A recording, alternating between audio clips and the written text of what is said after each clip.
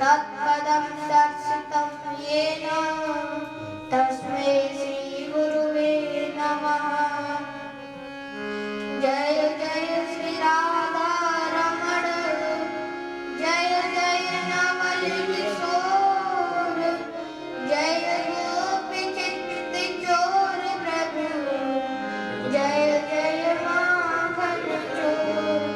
राधे मेरी स्वामिनी, मैं राधे रूप दास, मोहि जन्म जन्म दीजिए श्री वृंदावन में वास।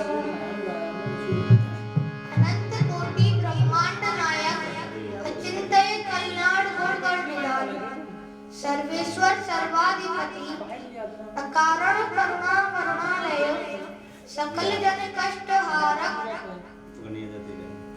ऐसे परमात्मा भगवान श्री कृष्ण एवं राधा रानी जी के युगल चरणों में दास का बारंबार प्रणाम। समुपस्थित भागवत भक्त, कथा अनुरागी सज्जनों, भक्तिमयी मातृशक्ति, भगिनी बांधवों, मंचस्थ विद्वत वृंद, सभी कलाकार बंधुओं को यथा योग्य सादर नमन।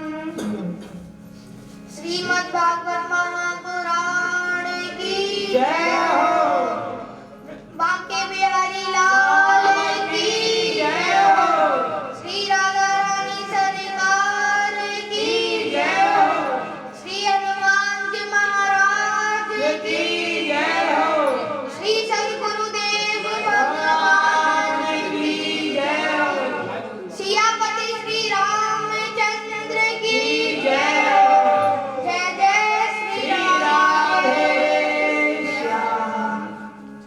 आइए अपनी मन और वाणी को पवित्र करने के लिए हम कुछ क्षण हरि नाम संकीर्तन का आश्रय लें। भज गोविंद गोविंद गोपाला, भज गोविंद गोविंद गोपाला, भज गोविंद गोविंद गोपाला, भज गोविंद गोविंद गोपाला, भज गोविंद गोविंद गोपाला, भज गोविंद गोविंद गोपाला।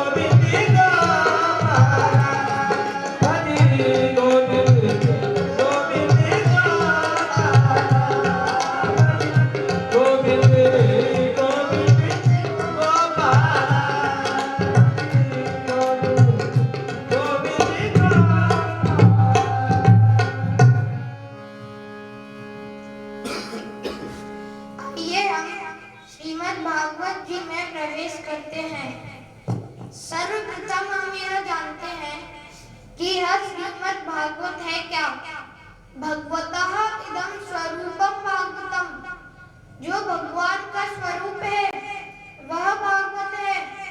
तेन तेनेयं वाङ्मयी मूर्तिः प्रत्यक्षः कृष्णेभिः, जो साक्षात भगवान श्री कृष्ण की वाङ्मयी अर्थात शब्दमयी मूर्ति है वह श्रीमद् भागवत है।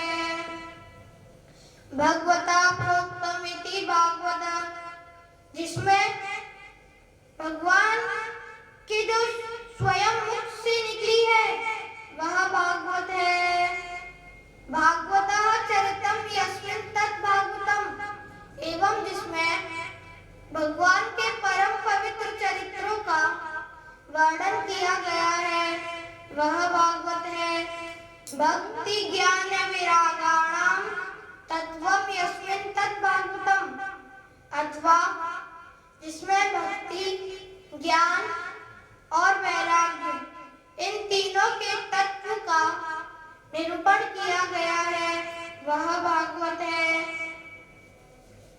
भक्ति ज्ञान विरागाणाम चिंतम रमते यस्मिन् तत् भागवतम, एवं जिसमें भक्ति ज्ञान और वैराग्य इन तीनों का चित रम जाए वह भागवत है। अथवा भागवत में 4 अक्षर हैं, भा, गा, वा और ता। भा भाष्यते सर्व वेदेषु, सभी वेद इसका गान करते हैं। गा गीयते नारदादिभिः, नारद आदि मुनि भी इसका गान करते हैं। वा वदन्ति त्रिषु लोकेषु, तीनों लोकों में इसका गान होता है। ता तरन्ते भवसागरः, और यह इस भवसागर से तारने वाली है। अथवा भा कीर्तिवाचको शब्दः, गकारः ज्ञानवाचकः, वंशाय चरितं चैव पुराणं पंचलक्षणम। एवं भागवत जी में भा अक्षर कीर्ति प्रदान करने वाला है, गा अक्षर ज्ञान प्रदान करने वाला है और वा अक्षर वैराग्य प्रदान करने वाला है और ता अक्षर भवसागर से तारने वाला है। एवं श्री के कहे से लक्ष्मी की प्राप्ति हुए, मद के कहे से यश बढ़ जाता है, भा के कहे से जीवन खुल जाता है, गा के कहे से गुमान गिर जाता है, वा के कहे से वाणी पवित्र हो जाता है और ता के कहे से भवसागर से तर जाता है। और जाने बिनु होय न प्रतीति, बिनु प्रतीति होय नहीं प्रीति, अर्थात किसी वस्तु को जाने बगैर उसमें प्रीति नहीं होती और बिना प्रीति के विश्वास नहीं होता। इसलिए हमें सर्वप्रथम किसी वस्तु के विषय में जान लेना चाहिए, तभी हमें उसमें प्रीति होती है।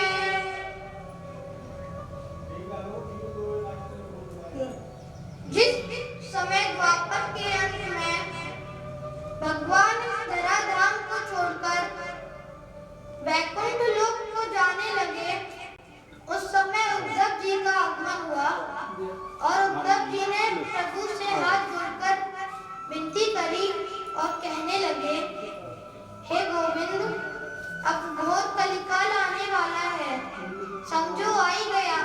उसमें आपके भक्त यह गौर रूपिणी पृथ्वी, सभी धर्म पुराण यह सब किसकी शरण में जाएंगे? आप इसके लिए कोई उपाय बताइए।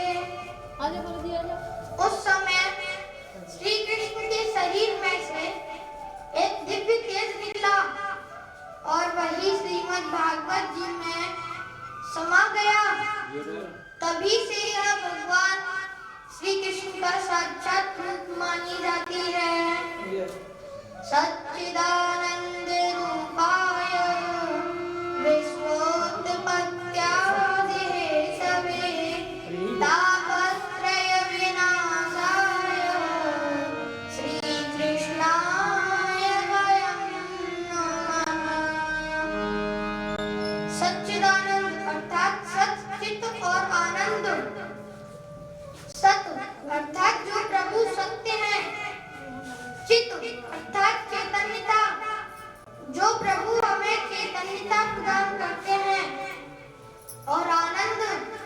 जो आनंद के स्वामी हैं।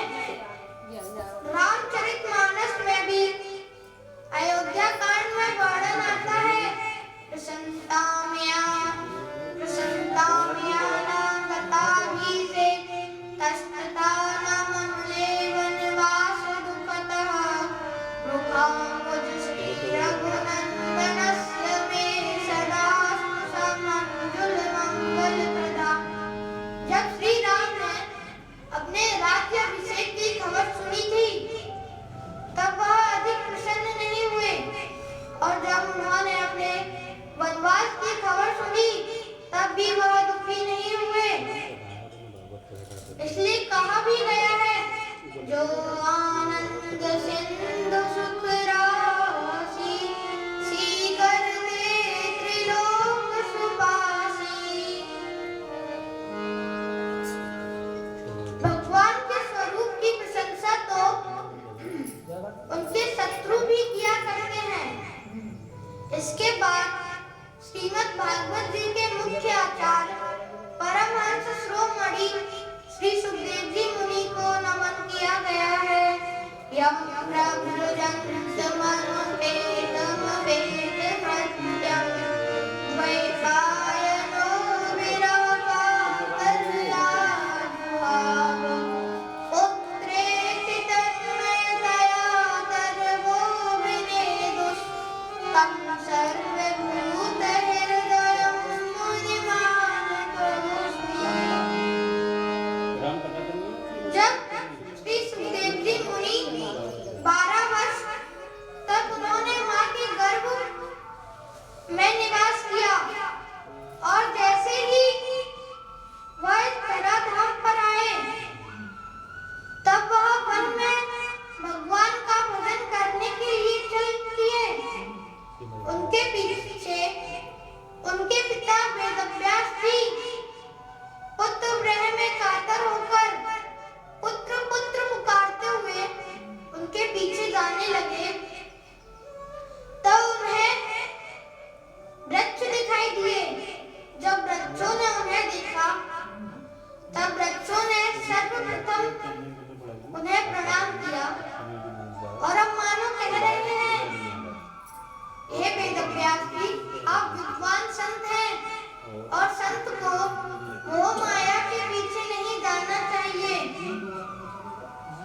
और आपका पुत्र कोई साधारण शिशु नहीं है, वह इस जगत का कल्याण करेगा। अब व्यास जी ने कहा, अगर इसका नामकरण संस्कार आदि हो जाता तो मुझे कोई चिंता न थी।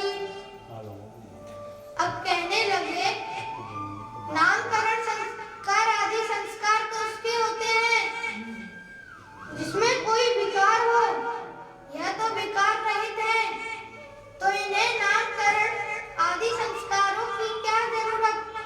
सकल विकार रहित गत वेदा, कह नित्य नेत निरूपण वेदा।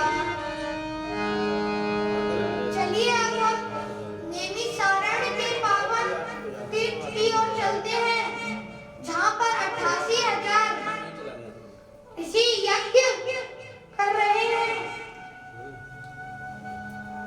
एक बार उनके मन में यज्ञ करने की इच्छा हुई, तब वह ब्रह्मा जी के पास गए और ब्रह्मा जी को प्रणाम करते हैं।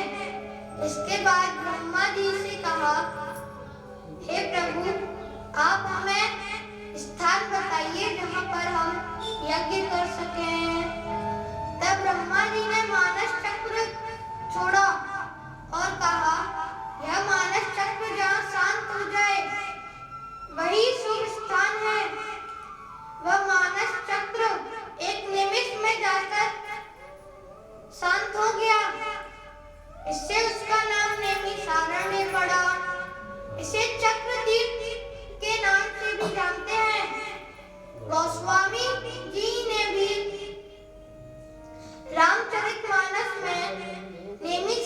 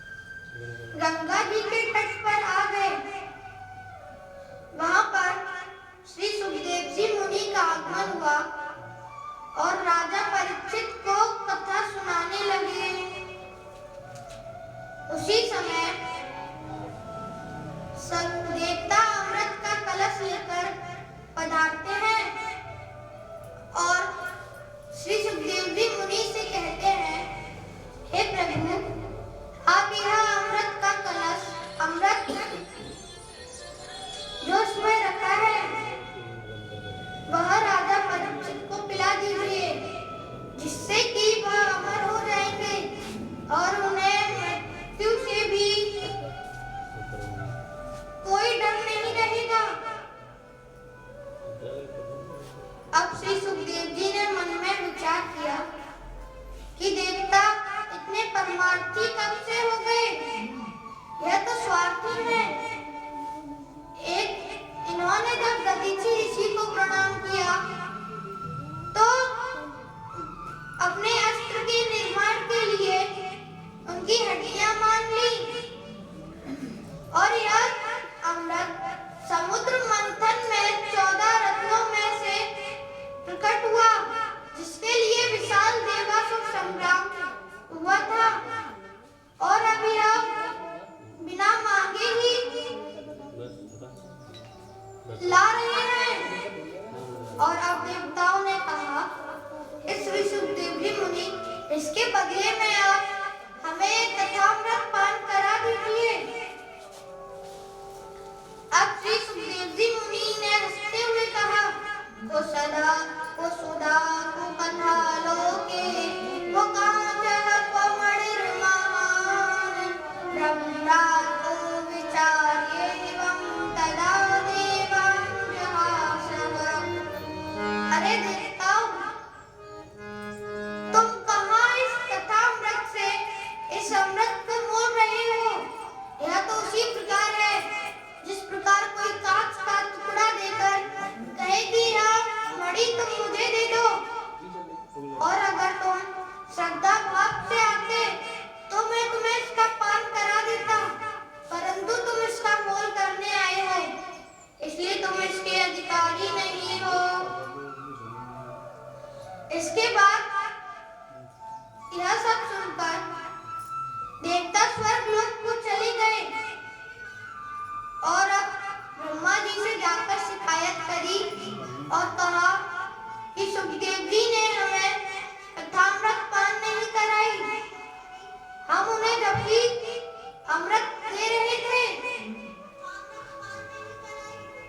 अब ब्रह्मा जी ने कहा, चलो देखेंगे इस साप्ताहिक कथा से राजा परीक्षित का उद्धार होता है या नहीं।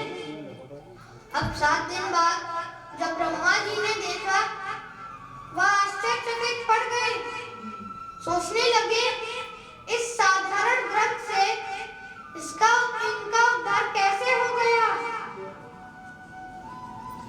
तब ब्रह्मा जी ने सत्यलोक अर्थात ब्रह्मलोक में तराजू बांधा, उस पर एक तरफ श्रीमद् भागवत जी को रखा, एक तरफ सभी वेद पुराण उपनिषद शास्त्र गंगा आदि नदियों का जल सब रखा, परंतु श्रीमद् भागवत अपनी श्रेष्ठता के कारण भारी ही रही।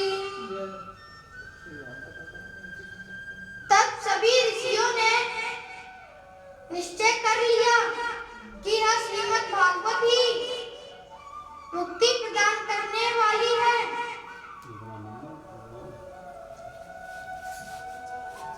अब सौनक जी ने पूछा, हे सूत जी, संकादिक ऋषियों ने नारद जी को कथा कैसे सुनाई? उनका समागम कहाँ हुआ? तब श्री सूत जी कहते हैं कि मुझे सुखदेव जी ने अपना अनन्य पात्र समझकर मुझे कथा गुप्त में सुनाई। मैं तुम्हें यह कथा सुनाता हूँ। एकदा हि विशालायां चत्वार ऋषियो मलः सत्संगार्थं समायाता दद्रसुस्तत्र नारदम्। एक बार की बात है, सालापुरी अर्थात बद्रीनाथ धाम में चारों संकादिक भाई, जिनका नाम सनत, सनंदन, सनातन और सनत कुमार है, वह विचरण करने के लिए आए। उन्होंने वहां पर नारद जी को देखा कि नारद जी का तो मुख कमल उदास हो रखा है। अब उन्होंने नारद जी से पूछा कि हे नारद जी, आपका यह मुख कमल इतना उदास क्यों है? आपका मुख कमल तो उसी प्रकार उदास है जिस प्रकार किसी धनी का धन लुट गया हो। आप हमें इसका कारण बताइए। और वैसे भी संतों का धन होता क्या है? तो संतों का धन तो केवल भगवान का भजन है। हमारो धन राधा, श्री राधा, श्री राधा। हमारो धन राधा, श्री राधा,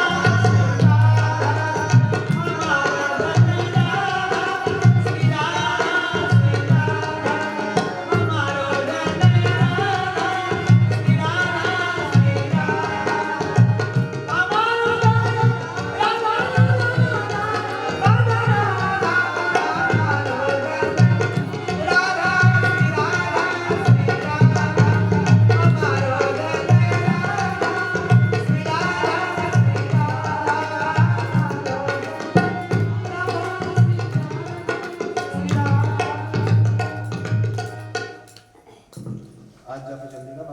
अब संकादित ऋषियों ने कहा, भगवान तो कहीं गए नहीं, तो आप फिर उदास क्यों हैं? आप हमें सारा वृत्तांत बताइए। तब नारद जी ने कहा, मैं पृथ्वी लोक को सर्वश्रेष्ठ लोक समझकर यहाँ पर विचरण करने आया और मैं यहाँ के सर्वश्रेष्ठ स्थानों पर आया, जैसे हरि क्षेत्रम, गुरु क्षेत्रम, श्रीरंगम, सेतुबंधनम। हरि क्षेत्र, कुरुक्षेत्र, श्रीरंग, सेतुबंधन मैं इन अनेकों स्थानों पर आया, परंतु मुझे कहीं शांति नहीं मिली।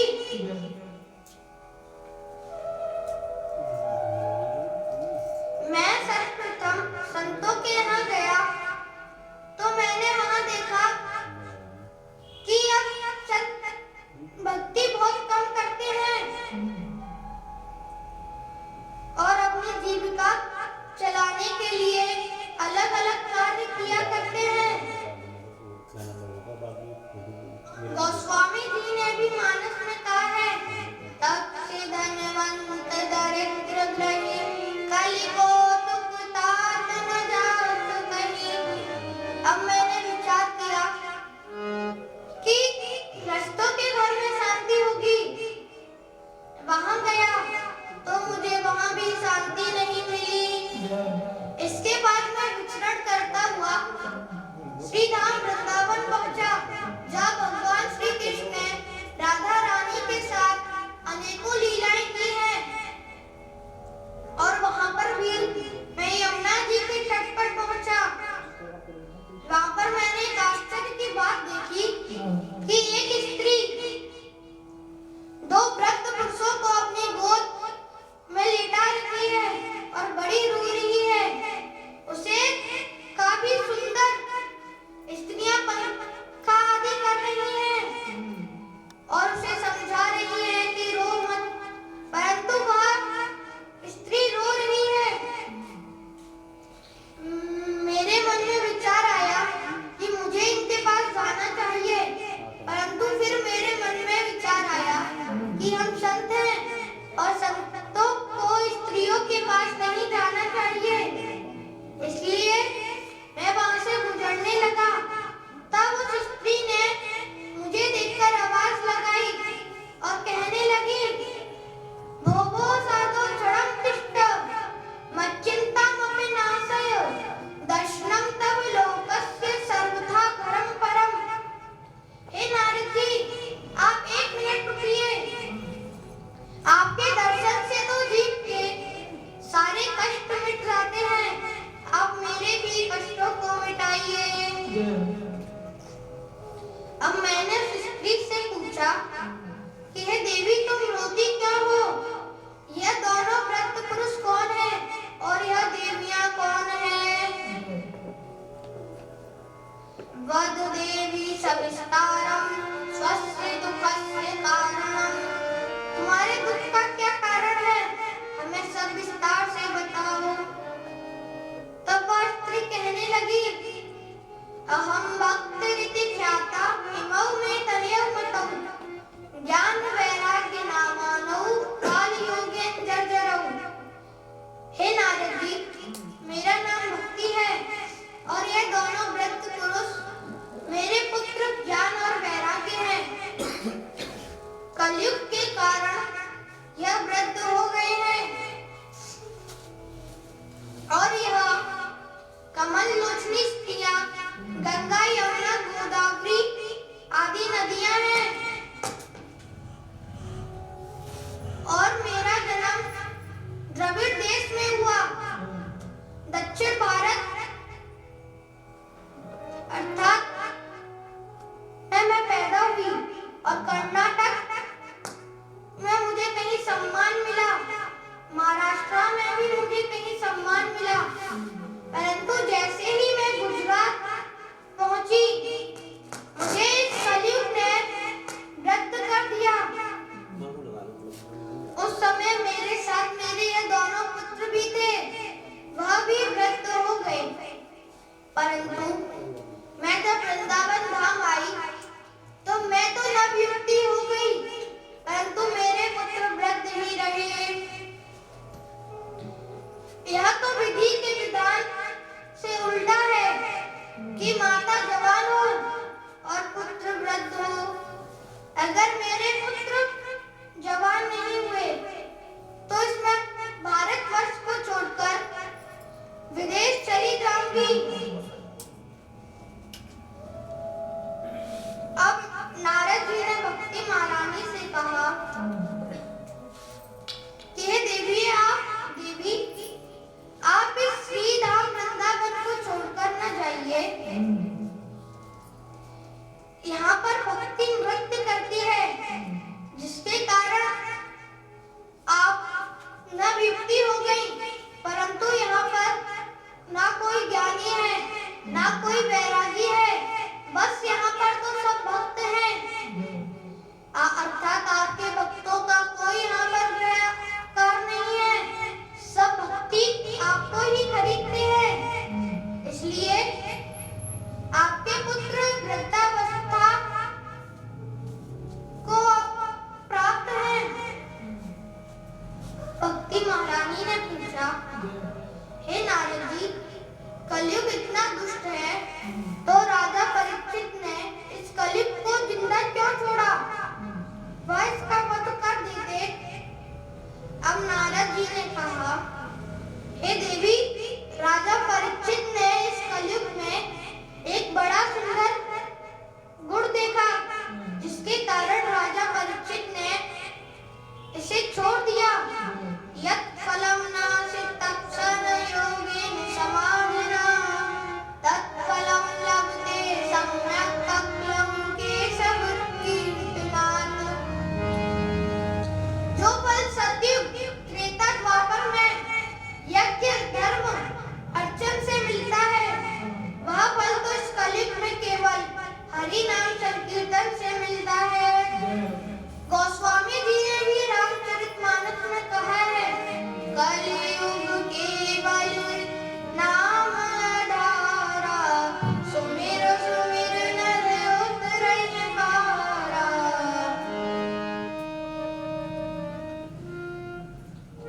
अर्थात कलयुग में केवल भगवान का भजन करो तो तुम्हें भक्ति के साथ साथ भगवान के धाम की भी प्राप्ति होगी। अब नारद जी की भक्ति महारानी स्तुति करने लगी और कहने लगी, जयति जयति मायां यस्य कायाद्वस्ते वचन रचन में कम केवलम चाकल्य ध्रुव पद्मपेयातो यत् कृपातो ध्रुवोऽयं सकल कुशल पात्रं ब्रह्मपुत्रं नतास्मि। हे नारद जी, आपके कारण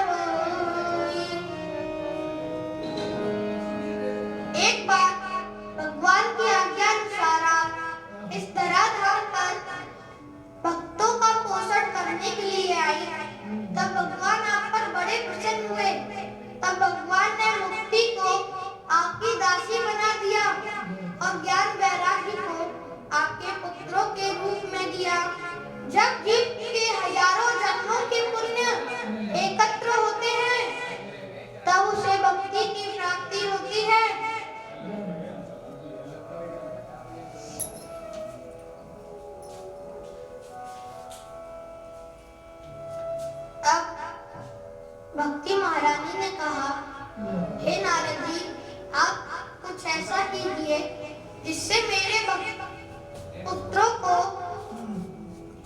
पुनः युवावस्था प्राप्त हो। ऐसा कहकर भक्ति महारानी वहां से चली गई।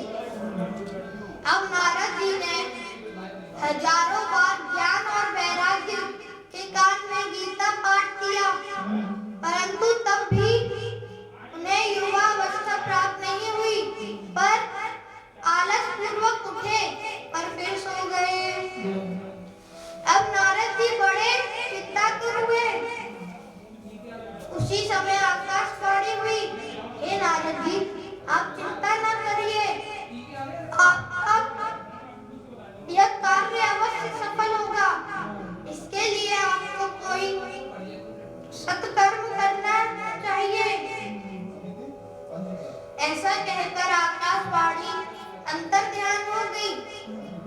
अब नारद जी ने कहा कि इस आकाशवाणी ने ही गुप्त रूप से बता दिया कि सत्कर्म करना है, पर यह नहीं बताया कि सत्कर्म में कौन सा सत्कर्म करना चाहिए।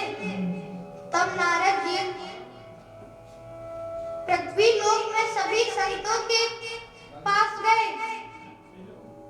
कुछ संतों ने कहा कि इसका ठीक ठीक नहीं पता।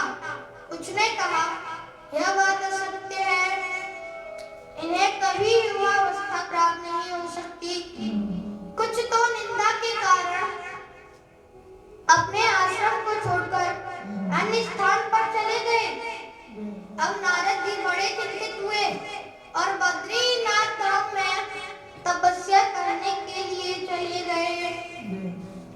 उसी समय सनकादिक मुनियों का आगमन हुआ। अब नारद जी ने जब उन्हें देखा तब वह बड़े प्रसन्न हुए और उन्हें प्रणाम करते हैं।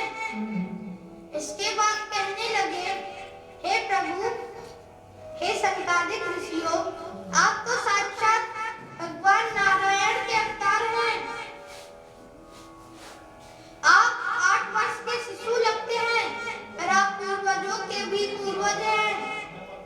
आपको काल ने कभी नहीं घेरा, क्योंकि आपकी जीभ पर केवल हरि शरणम हरि शरणम हरि शरणम ही रहता है। आप यह बताइए कि ज्ञान और वैराग्य को युवावस्था कैसे प्राप्त हो।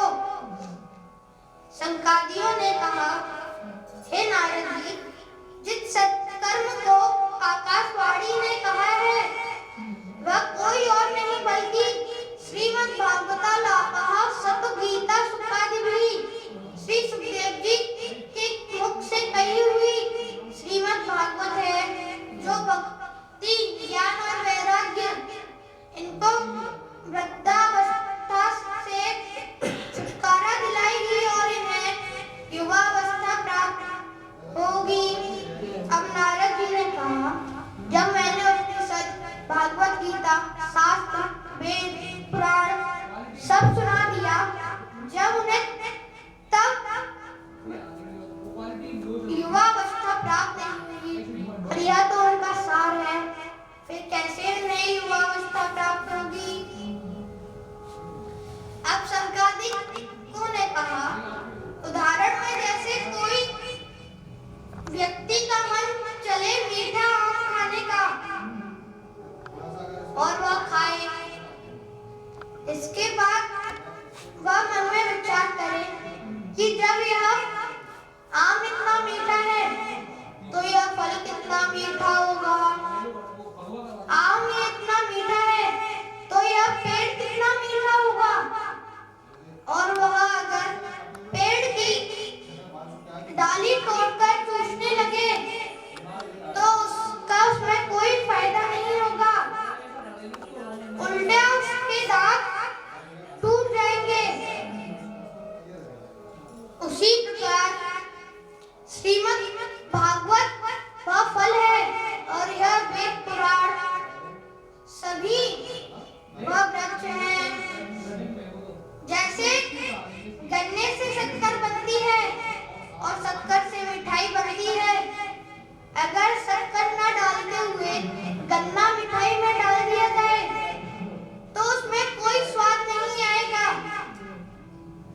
उसी प्रकार यह भागवत है।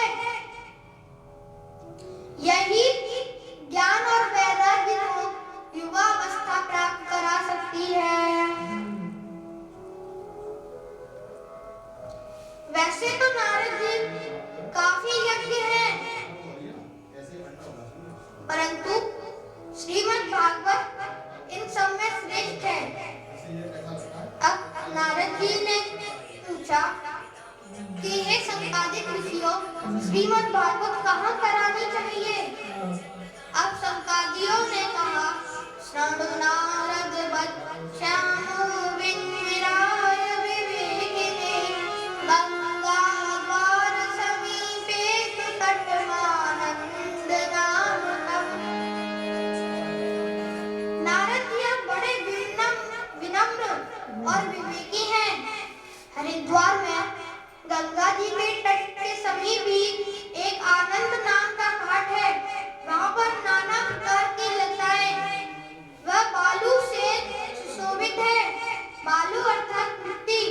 वहाँ की मिट्टी बड़ी ही कोमल व मुलायम है। ऐसे एकांत स्थान में हमें श्रीमद् भागवत रखनी चाहिए। इससे ज्ञान और वैराग्य की वृद्धावस्था दूर हो जाएगी। गोस्वामी जी ने मानस जी में इसके विषय में भी कहा है, राम भक्ति जहाँ सुर सरि धारा, सदसई ब्रह्म विचार प्रचारा। जहाँ राम भक्ति की गंगा बहती है, वही ऐसा पवित्र तीर्थ है जहाँ पर श्रीमद् भागवत होनी चाहिए। अब श्रीमद् भागवत का जब प्रारंभ हुआ तो उसके शब्द तीनों लोकों में घुस गए।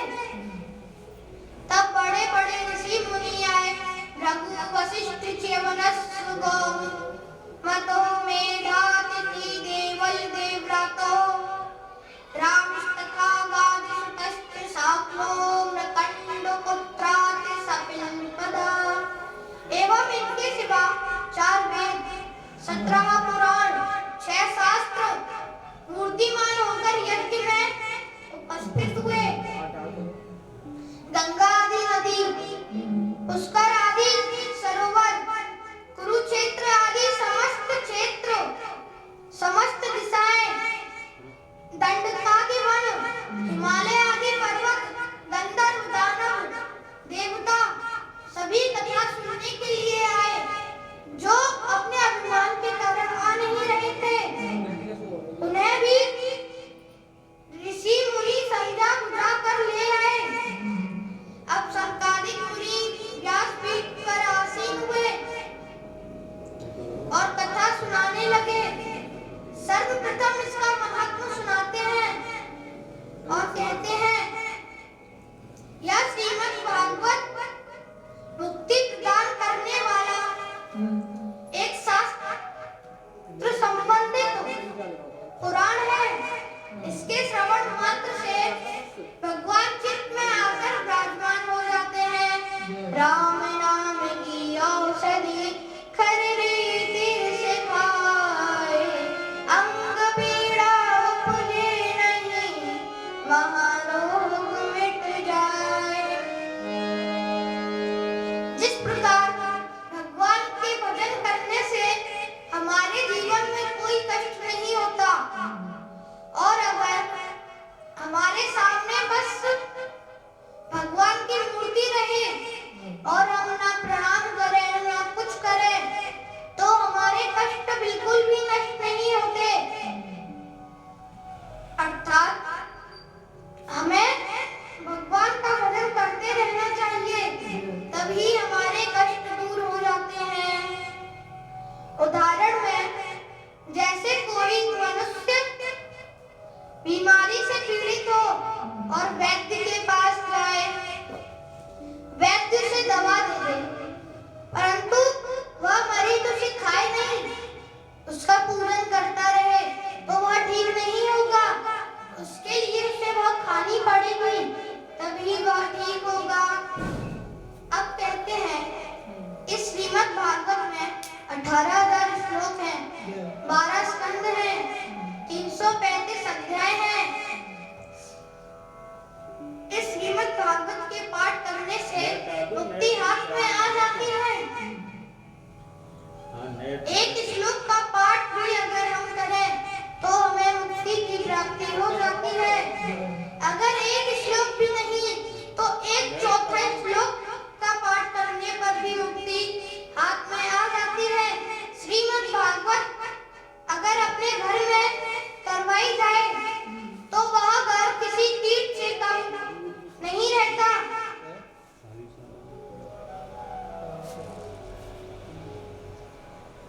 और श्रीमद् भागवत जी का चिंतन करना, गौ सेवा, तुलसी में जल देना, यह सब मुक्ति प्रदान करने वाले हैं। और जो लोग इनका पान नहीं करते, जो श्रीमद् भागवत जी का पान नहीं करते, वह तो किस प्रकार है? आजन्म मात्र पीयेन सठेन किंचित्तम विदाय सुख शास्त्र कथा न पीता चांडालवत् स्वखरिवत् तेन नीतम् मिथ्या स्वजन्म जननी जनिलोकवादा अस्य प्रभु चारि भजन ध्येयाना तेनर पशु बिन पूछ विसाना। जो लोग भगवान का भजन न करते हुए कुछ और करते हैं, वह तो इस प्रकार है जैसे किसी पशु के ना पूंछ हो ना कान हो, उस प्रकार वह मनुष्य है। और वह जीता जागता लाश के समान है। उसी समय भक्ति महारानी नृत्य और भगवान के नाम का संकीर्तन करती हुई प्रकट हुई। श्री कृष्ण गोविंद गोविंद हरे मुरारी, हे नाथ नारायण वासुदेवा। श्री कृष्ण गोविंद हरे मुरारी, हे नाथ नारायण वासुदेवा। श्री कृष्ण गोविंद हरे मुरारी, हे नाथ नारायण वासुदेवा। हे नाथ नारायण वासुदेवा, हे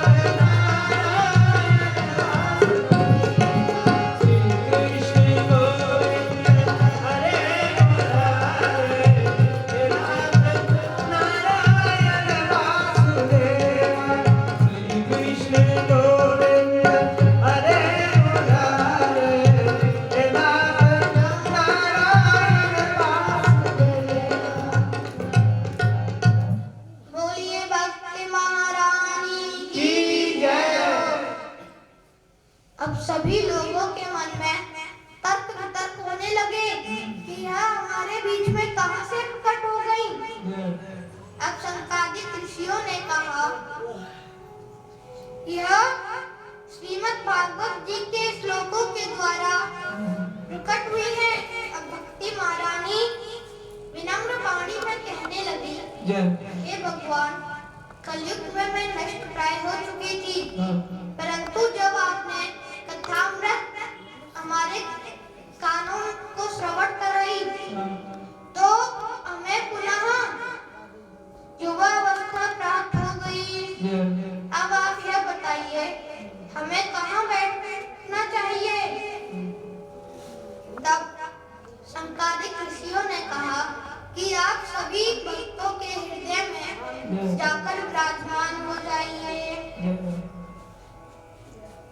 कहा गया है, जो इस जगत में धनवान है परंतु वह असली धनवान नहीं होते। असली धनवान तो वह है जिसके पास भक्ति का धन हो।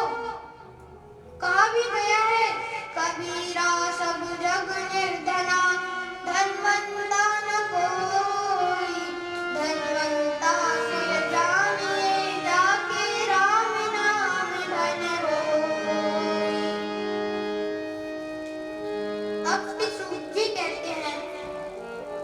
प्रकार भक्तों के चित्त में भक्ति का प्रादुर्भाव हुआ। जब भगवान ने भक्तों के हृदय में भक्ति देखी तो भगवान वहां पर प्रकट हो गए। उनका श्याम वर्ण है, उनका शरीर श्याम वर्ण का है, गले में वैजयंती माला धारण कर रखी है, कौस्तुभ मणि लटक रही है और सिर पर मोर मुकुट धारण कर रखा है, पीतांबर धारण कर रखे हैं। उन प्रभु की काफी सुंदर छवि है।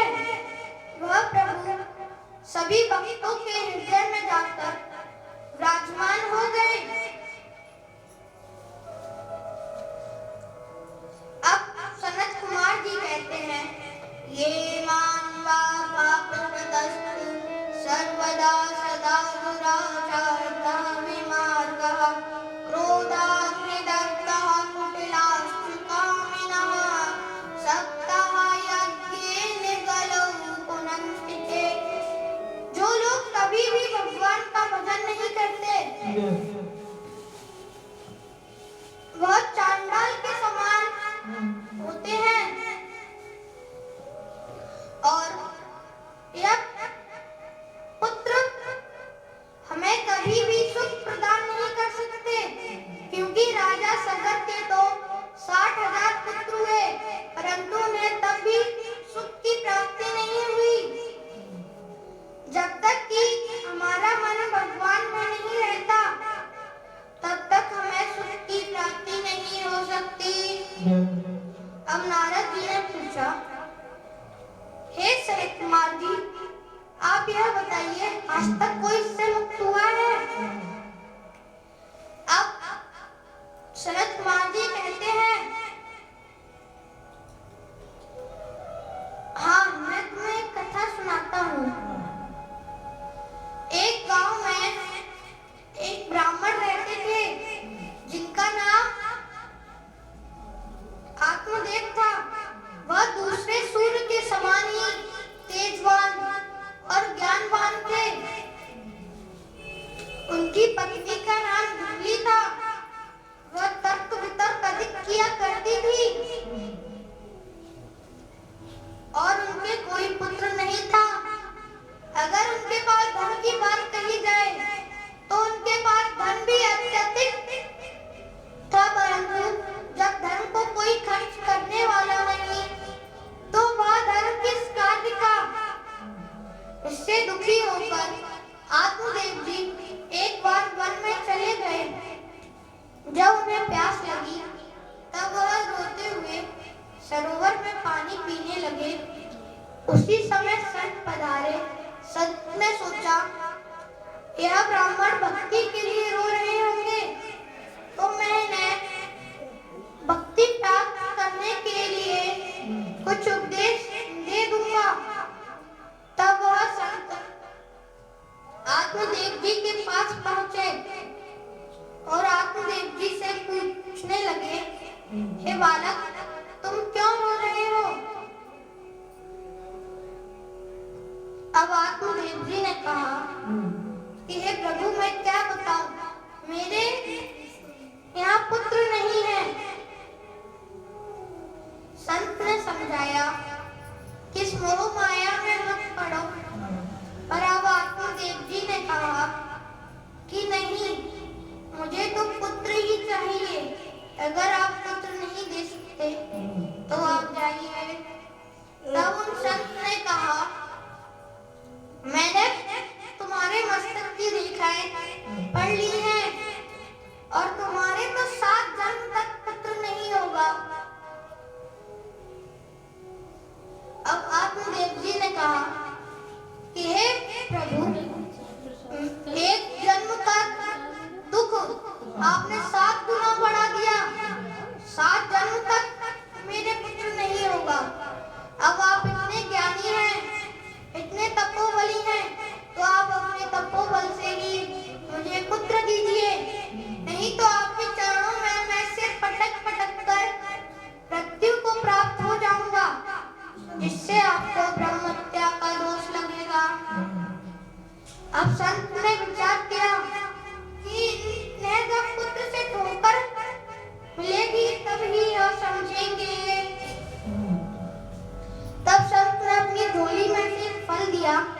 और कहा, यह फल अपनी पत्नी को खिला देना, इससे तुम्हें पुत्र की प्राप्ति होगी।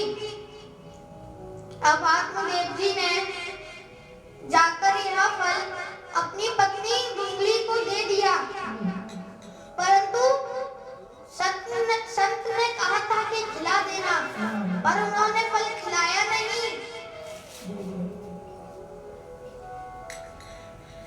इसके बाद आत्मदेव जी वहां से चले गए। तब धुंधली ने मन में विचार किया कि संत ने यह फल दिया है, और अगर कहीं मैंने यह फल खा लिया और सच में ही मैं गर्भवती हो गई और कहीं गांव में आग लग गई तो मैं कैसे भागूंगी? डाकू आ गए तो मैं कैसे भागूंगी? अब क्या किया जाए? उसी समय धुंधली की बहन आई। अब धुंधली ने अपनी बहन से सब कुछ कहा। तब उसकी बहन ने मजाक उड़ाते हुए कहा, अरे बहन, ये क्या तुम कहती हो? अगर फल खाने से पुत्र होने लगे तो लोग फल ही खा ले, अपने आप ही उनके पुत्र हो जाएंगे। और अगर पुत्र हो भी जाएगा तो तुम्हारी गौशाला में जो गाय है उसे यह फल खिला दो। और वैसे भी मैं गर्भवती हूँ, 9 मास बाद मुझे पुत्र की प्राप्ति होगी। वह पुत्र तुम ले लेना और तुम मुझे कुछ धन दे देना, क्योंकि मेरे घर पर धन की कमी है और पुत्र काफी है, और तुम्हारे यहाँ इसका विपरीत है, धन तो काफी है पर पुत्र नहीं है। तब धुंधली यह सौदा मान गई और वह फल धुंधली ने अपनी गाय को खिला दिया। 9 महीने बाद जब धुंधली की बहन के बेटा हुआ तो उसका पति जाकर धुंधली को वह बेटा दे दिया और धन ले लिया। अब जब आत्मदेव जी को यह पता चला तो उन्होंने अपना आधा धन दो पुत्र प्राप्ति के आनंद में ही दान कर दिया। अब 3 माह बाद गाय के भी एक सुंदर पुत्र हुआ, परंतु कान तो उसके गाय के जैसे थे, पर शरीर उसका मनुष्य के जैसा था। जब आत्मदेव जी ने उसे देखा, अब आत्मदेव जी और भी प्रसन्न हुए। कुछ समय बाद उन्होंने गौनों का नामकरण संस्कार कराया। गाय से उत्पन्न उस पुत्र का नाम गोकर्ण रखा। और जब ब्राह्मण धुंधली के पुत्र का नाम रखने लगे, कहने लगे, आपका नाम आत्मदेव है, उसका नाम महात्मदेव होना चाहिए। अब धुंधली ने कहा कि नहीं, 9 वर्ष तक मैंने पीड़ा सही, तो इसका नाम मेरे नाम से होना चाहिए, अर्थात इसका नाम धुंधकारी होना चाहिए। अब जब गोकर्ण जी और धुंधकारी बड़े हुए, तब गोकर्ण जी तो पंडित हुए, बड़े विद्वान हुए, परंतु जो धुंधकारी था वह माखल खेल से जब उसका मन भर जाता तब वह बच्चों को उठाकर कुएं में डाल देता। जब वह बड़ा हुआ तब वह घर से धन ले जाने लगा और अधर्म में लगाने लगा। जब यह आत्मदेव जी को पता चला तब आत्मदेव जी बड़े चिंतित हुए। आत्मदेव जी गोकर्ण जी के पास गए और कहते हैं कि हे पुत्र, तुम अपने बड़े भाई धुंधकारी को देखो, वह इतना अधर्म कर रहा है, और तुम मुझे कोई उपाय बताओ जिससे मुझे भगवान की प्राप्ति हो। मुझे इस पुत्र से सुख की प्राप्ति नहीं हो रही।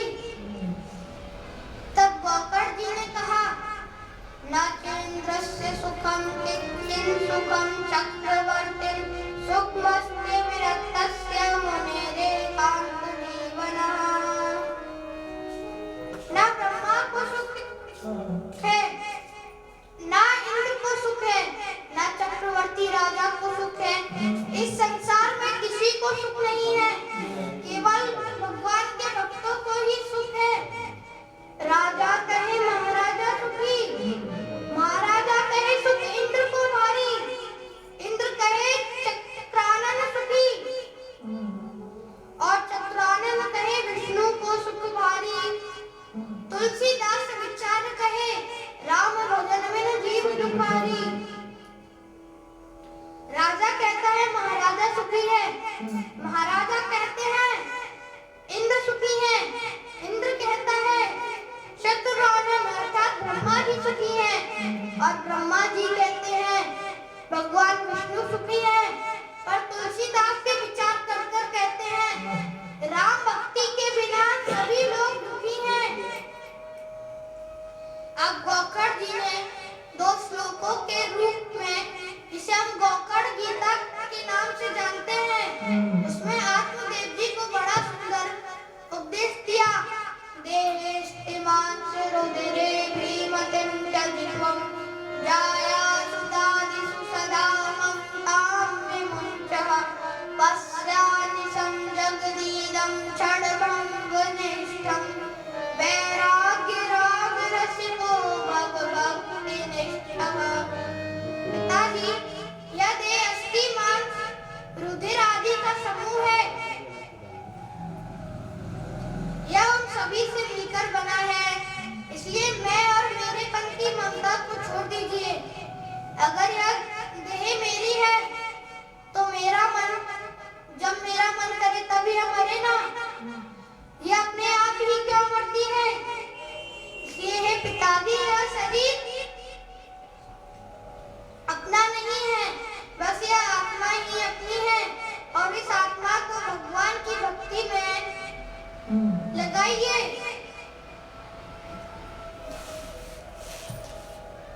यह पंच तत्वों से मिलकर बनी है। इस संसार में इसका कोई महत्व नहीं है। यह शरीर हमारा कभी भी मरने के बाद कहीं नहीं जाता, जलकर भस्म ही हो जाता है और राख बनकर ही रहता है।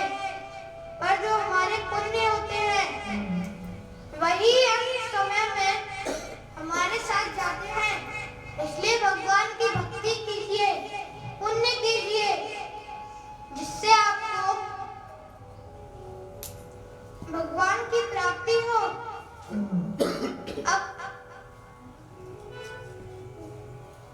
आत्मदेव जी ने पूछा, हे पुत्र, मुझे क्या करना चाहिए? तब गोकर्ण जी कहते हैं कि आप संतों का संग कीजिए, संतों के संग से भगवान के प्रति हमें प्रेम की प्राप्ति होगी, और जब हमें भगवान के प्रति प्रेम की प्राप्ति होगी तभी हमें भगवान की भक्ति अर्थात उनके धाम की प्राप्ति होगी।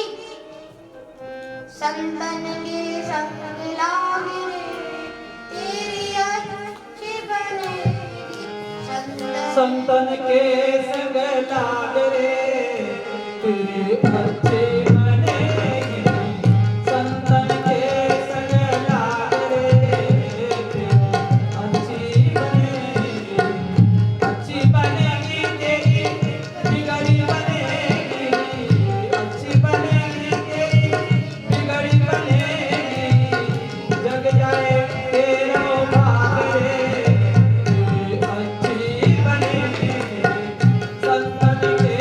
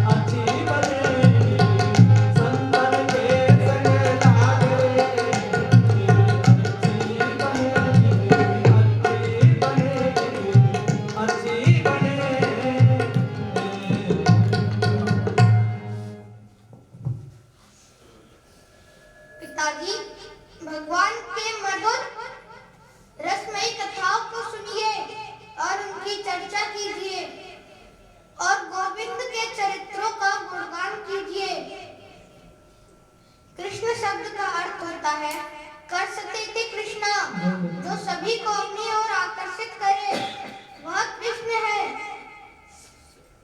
और हम जब तक भगवान की भक्ति नहीं करेंगे, तब तक हमें उन कृष्ण के धाम की प्राप्ति नहीं होगी। इसलिए आप वन में जाकर भगवान की भक्ति कीजिए। तब आत्मदेव जी वन में जाते हैं और भगवान की भक्ति में लीन हो गए। एक दिन धुंधकारी से पीड़ित होकर उसकी माता धूली भी रात्रि में कुएं में जाकर कूद गई और उसे मृत्यु की प्राप्ति हुई। अब जब गोकर्ण जी को यह पता चला, तब वह भी तीर्थ यात्रा के लिए चले गए। अब धुंधकारी ने घर पर 5 वैश्याएं पाली और उनके लिए चोरी डकैती करने लगा। एक दिन वह काफी धन लाया। विचार किया कि किसी बड़े धनवान के यहाँ से चोरी कर आया है। राजा को पता चल गई तो इसे तो मृत्यु दंड देंगे ही और हमें भी कारागृह में डाल देंगे। इसलिए उन्होंने रात्रि के समय धुंधकारी को खाट से बांधा, उसे काफी मारा पीटा, तब भी वह मरा नहीं। तब उसके मुंह में जलते चिंगारे डाल दिए। अब उन अंगारों के कारण वह तड़प तड़प कर मरा और वह प्रेत योनि को प्राप्त हुआ। अब वैश्याओं ने सारा धन उठाया और वहां से चली गई। इधर जब गोकर्ण जी को पता चला तो उन्होंने गया आदि तीर्थ में धुंधकारी का पिंडदान किया। इसके बाद जब वह पुनः घर आए, वह जब विश्राम कर रहे थे, तब धुंधकारी कभी प्रेत, कभी पिशाच, कभी इंद्र, कभी हाथी, कभी घोड़ा, कभी किसी के रूप में आकर उन्हें डराता। अब एक दिन गोकर्ण जी ने जब उसे देखा, तब गोकर्ण जी ने उससे पूछा कि तुम कौन हो? तुम प्रेत हो, पिशाच हो, भूत हो, राक्षस हो? तुम मुझे अपना परिचय दो। जब यह सब प्रेत ने सुना, तब वह रोने लगा। तब गोकर्ण जी ने अपनी अंजलि में जल लिया और उसके ऊपर छिड़का।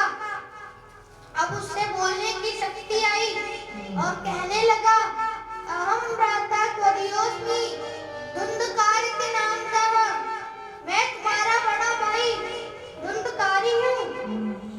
स्वीक्रियेव दोषेण ब्रह्मत्वं नास्तं मया, खुद के पापों के कारण मैंने अपने ब्रह्मत्व को समाप्त कर दिया, जिसके कारण आज मैं प्रेत बनकर भटक रहा हूँ। गोकर्ण जी ने कहा, मैंने गया आदि श्राद्धों में जब तुम्हारा पिंडदान किया, तब तुम्हें मुक्ति की प्राप्ति नहीं हुई। यह कैसे हो सकता है? धुंधकारी बोला, गया आदि तीर्थ में आप 1000 बार पिंडदान करो, तब भी मुझे मुक्ति की प्राप्ति नहीं होगी। गया श्राद्धस्तेन मुक्तिर्मेन भविष्यति, भविष्य में भी नहीं होगी।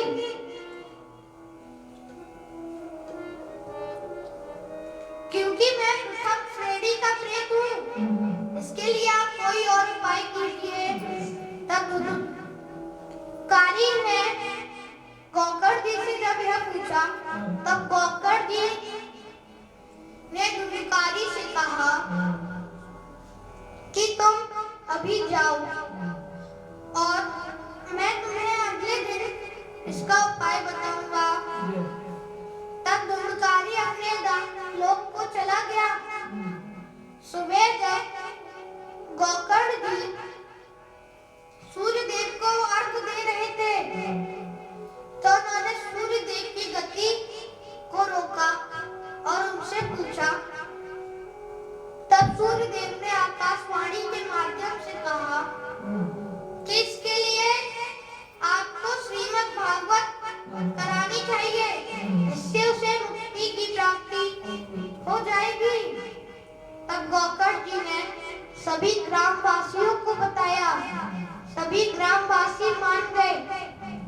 अब उन्होंने रात में धुंधकारी को भी बताया।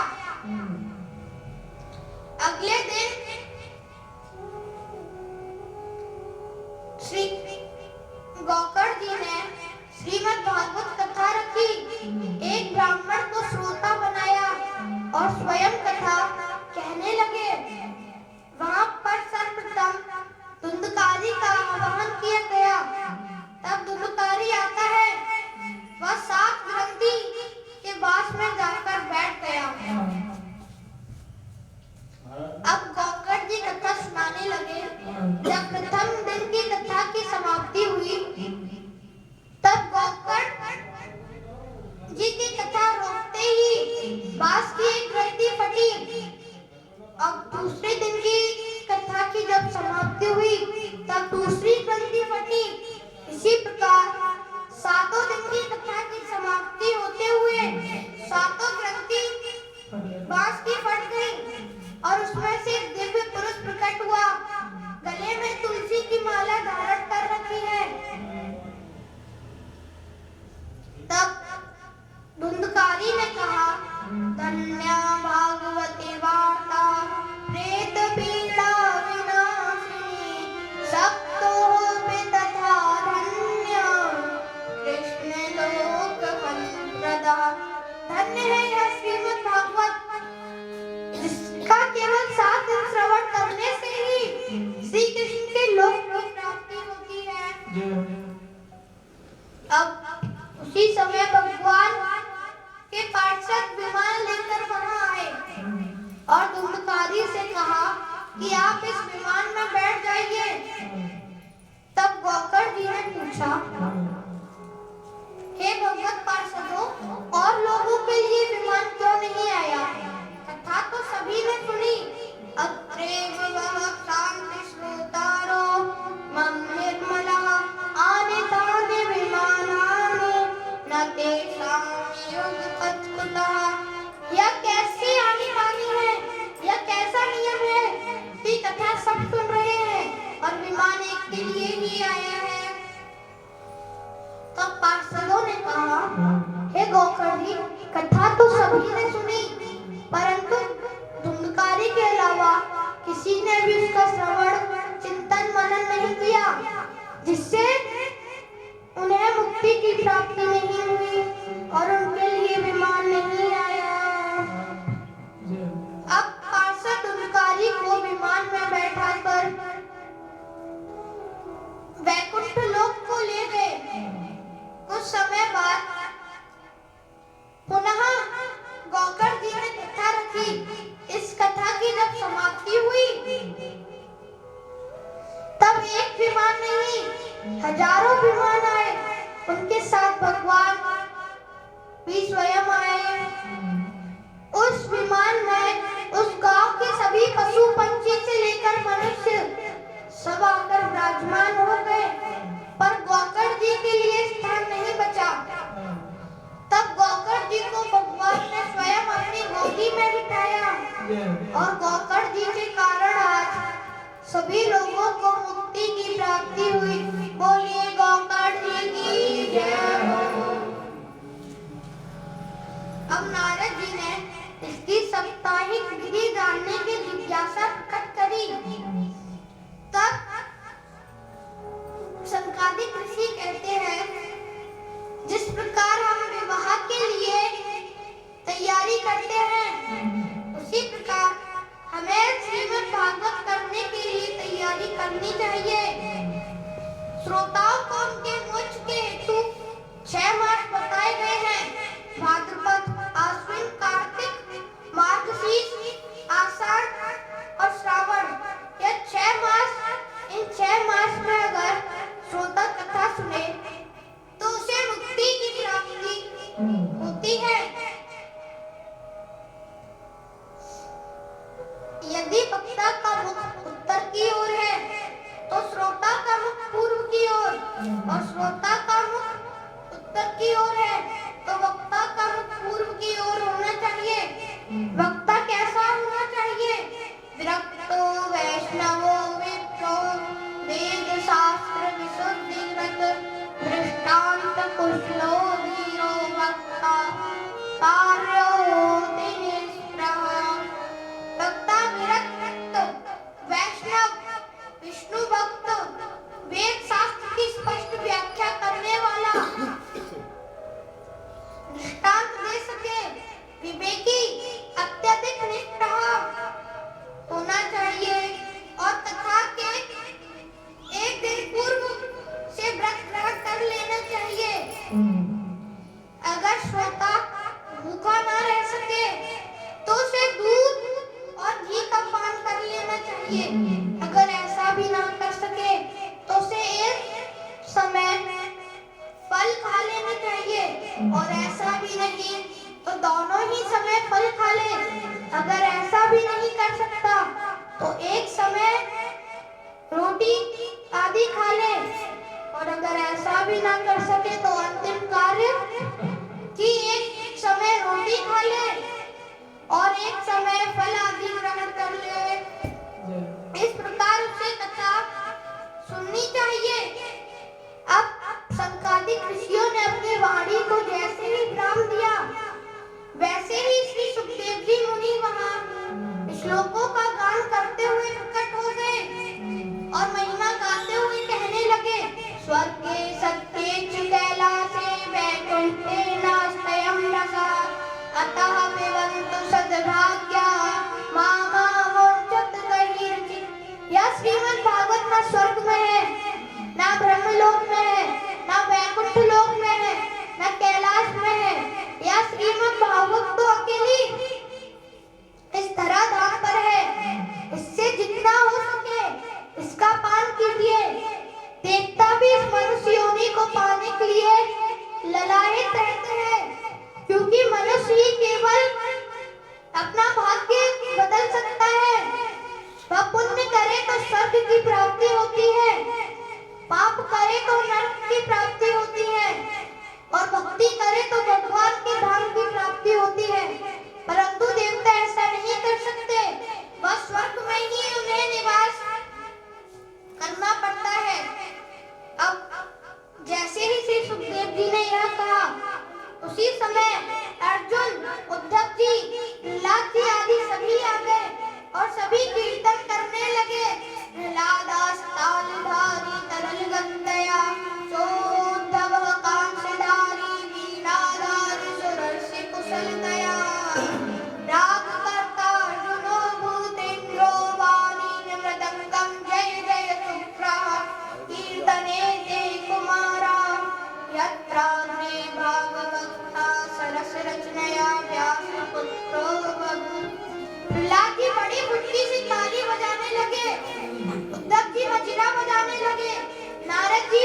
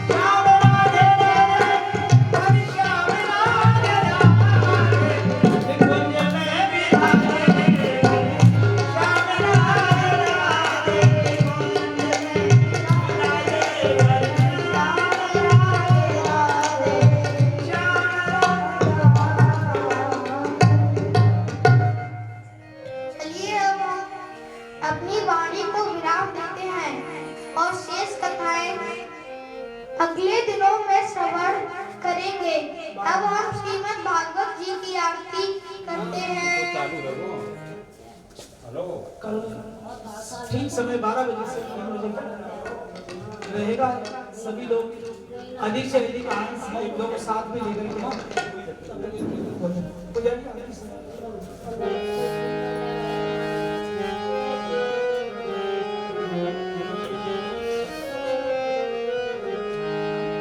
आप स्वर्ग पवर वसुध धैर्य तुलायक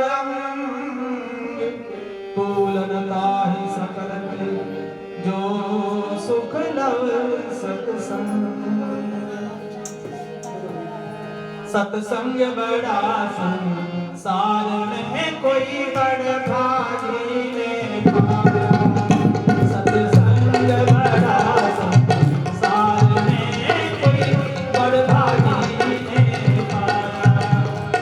कोई बड़ भागी ने पाया जी, कोई बड़ भागी ने पाया। सत्संग बड़ा संसार में कोई बड़ भागी ने पाया। सत्संग बड़ा संसार